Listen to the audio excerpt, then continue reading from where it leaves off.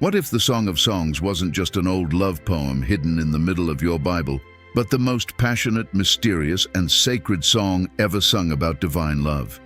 Many people glance at it and say, it's just about romance. But here's the truth.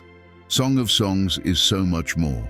It's a poetic doorway into the deepest longing of the human heart and God's desire to draw close to his beloved people.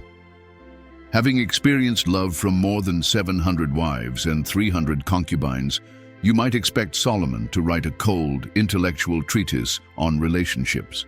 But instead, he gifts us with something utterly unexpected, a burning, unfiltered, and holy love song, echoing through the chambers of eternity. It's not about conquest, it's about communion. This isn't Solomon the king, it's Solomon the lover of love, whispering to us of a love that cannot be bought, traded, or broken. In this video, we'll peel back the layers of this lyrical masterpiece, exploring its mystery, its symbolism, and its sacred passion. By the end, you won't just understand the Song of Songs, you'll feel it. You'll hear the heartbeat of the bridegroom calling out to his beloved. You'll see that love isn't a side note in Scripture, it's the center. And while you're here, think of that one friend who rolls their eyes at the Bible and says, it's just rules and religion. Share this Bible Oasis video with them. They'll be stunned to discover that the Bible contains a book so romantic, so poetic, and so full of yearning, it could melt even the coldest heart. Let's not waste another second. Step into the sacred garden of the Song of Songs, where desire dances with devotion and every verse is soaked with the fragrance of heaven. Let's get to it. What if you discovered that the ultimate romance didn't begin in a fairy tale, but in the heart of God? The Song of Songs begins not with laws or lineage, but with longing. Let him kiss me with the kisses of his mouth, for your love is more delightful than wine. This is no ordinary opening. It's a bold, unveiled cry from a soul consumed by love. But who is speaking, and who is being spoken to? Is it just a bride and her groom, or is there something deeper here? Some believe it's Solomon and a Shulamite woman. Others see it as an allegory, God and Israel, or Christ and his church. What's clear is this: every line pulses with a sacred intensity that reaches beyond earthly love. The song invites us to taste a greater romance, one that is both spiritual and deeply personal. In a world where love is often cheapened, rushed, or discarded, Song of Songs stops us in our tracks. It doesn't whisper, it sings. It exalts faithfulness, celebrates beauty, and honors the kind of love that waits, protects, and pursues. The voices of the beloved and the lover intertwine, painting a picture of mutual delight, respect, and relentless affection. This isn't love shaped by lust, it's love shaped by covenant. And Solomon, the man who had everything, writes not about power or politics, but about a single soul who captivates his heart. You have stolen my heart, my sister, my bride. Imagine that, the wisest man of his time undone by love, and yet the song reaches further still, whispering of a divine bridegroom who sees his people with the same eyes of adoration. So prepare yourself. This isn't just a song, it's a sacred echo of the deepest longing in heaven and on earth, a longing to be known, chosen, and loved completely. But who exactly was Solomon writing to? That question has stirred the hearts of many throughout the ages. On the surface, it appears he is speaking directly to a mysterious woman, a Shulamite bride whose beauty and purity captivate the king's soul. Their exchange is deeply personal, soaked in admiration and longing. Yet beyond this romantic layer, many scholars believe Solomon's words reach far past a single earthly love. He writes as if gazing through the veil, capturing the heart cry of Israel for her God, and of God for his beloved people. The song becomes a mirror, reflecting not just one intimate relationship, but the collective yearning of humanity to be seen, known, and cherished by the divine. Some say Solomon wrote for the daughters of Jerusalem, those watchful women who appear throughout the song as observers, questioners, and participants in the unfolding love story. They represent the onlookers, the curious hearts, those waiting and watching for a love worth surrendering to. Through their eyes, the reader is invited into the mystery. To them, Solomon offers glimpses of something sacred, a love that is not driven by duty but drawn by delight. His poetic voice rises above political reign and royal wisdom, speaking instead to the inner longing of every soul that wonders if they too can be truly chosen, truly desired, and truly known. Others hear a deeper voice beneath Solomon's words, a divine author whispering eternal truths through human passion. In this view, Solomon is writing to the future bride of Christ, to all who will one day long for their bridegroom in the shadows of faith. His words become a holy invitation, calling out across centuries to a people scattered, suffering, or waiting in silence. These verses are not confined to courtship, they speak of covenant. They carry the heartbeat of a God who wraps divine affection in the language of earthly love, who woos and wins the hearts of his creation, not with force, but with fragrance, not with demands, but with desire. There is a fire that burns through the Song of Songs, a fire not of wrath, but of love that cannot be quenched. At the heart of the book is a verse so bold, so consuming, that it feels like the climax of heaven's longing written in human tongue. Place me like a seal over your heart, like a seal on your arm. For love is as strong as death, its jealousy as enduring as the grave. It burns like blazing fire, like a mighty flame. Song 8:6. This single verse ignites the core message of the song. Love is not passive or soft, it is fierce, unyielding, and eternal.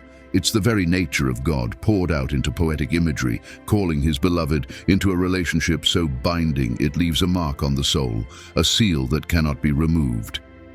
Earlier, the voice of the beloved thunders in gentle beauty. Arise, my darling, my beautiful one, come with me. Song 2:10. This is not a command, it's an invitation, an echo of Eden, a call back to intimacy, to walk again in the garden of divine fellowship. This verse alone is the pulse of redemption beating through the poetry. The beloved does not wait for the bride to be perfect. He draws her as she is, weathered, sun-kissed, uncertain. Yet even in her brokenness, he sees beauty. Through these verses, the entire book breathes a truth often lost in a world of performance. You are loved not for what you do, but for who you are. The divine love in the song is a beckoning to arise and be transformed by affection, not by striving. Then comes the tender cry of longing. I am my beloved's, and my beloved is mine. He browses among the lilies. Song 6:3. Here identity is reborn in love. No longer fragmented or searching, the bride finds her place, not as a servant, not as an outsider, but as one who is fully possessed and fully cherished.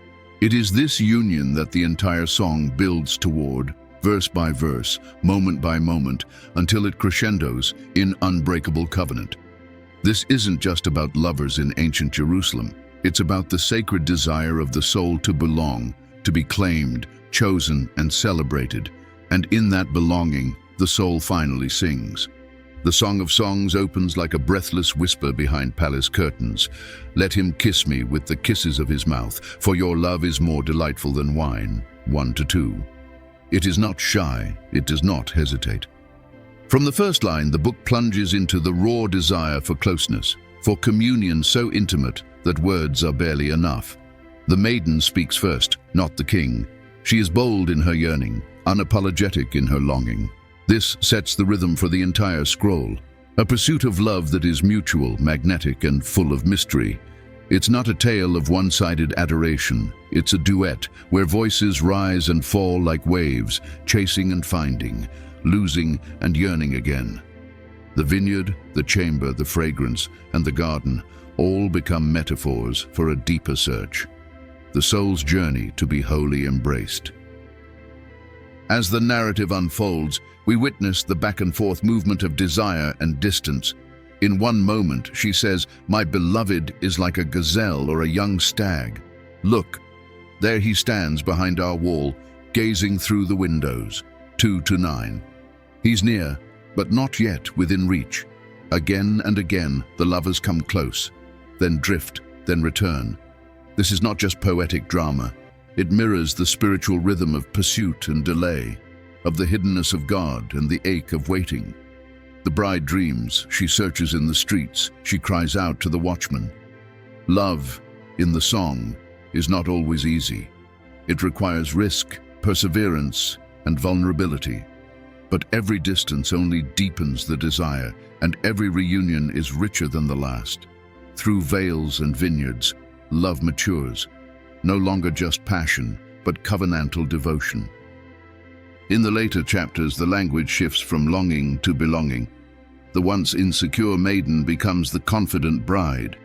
She no longer wonders if she is worthy, she now declares with unshakable certainty, I belong to my beloved, and his desire is for me. 7:10. The journey has shaped her, refined her, unveiled her radiance. She's no longer hiding from the sun or ashamed of her vineyard. Now she invites the beloved into her garden, no longer afraid of being fully known. The book closes not with a wedding, but with a beckoning. Come away, my beloved, and be like a gazelle or like a young stag on the spice-laden mountains. 8:14. It ends not in closure, but in continuation, an eternal invitation into love's unfolding. The Song of Songs is not a destination. It is a doorway into sacred longing that never grows cold. The Song of Songs is not merely a poetic love story. It's a sacred window into the mystery of divine intimacy, where human longing and heavenly affection intertwine in whispers, cries, and songs. It unravels the layers of desire, unveiling a journey from yearning to union, from uncertainty to belonging. Every metaphor, every embrace, every moment of distance and reunion points to a deeper spiritual truth, that we are not just created to serve, but to be loved with a fire that cannot be quenched. It invites us into the heart of a bridegroom who does not withhold affection, who calls, pursues, and delights in the soul he has chosen. In the end, it leaves us not with answers, but with an open invitation to rise, to love, and to be loved in return with a passion that echoes from eternity. If this journey through the sacred poetry of the Song of Songs stirred something deep within you, don't let it end here. Like this video, subscribe to the channel for more timeless truths wrapped in beauty, and share it with someone whose soul needs reminding that they are fully known and deeply loved. Drop a comment below and let us know what part of this divine love story spoke to your heart the most.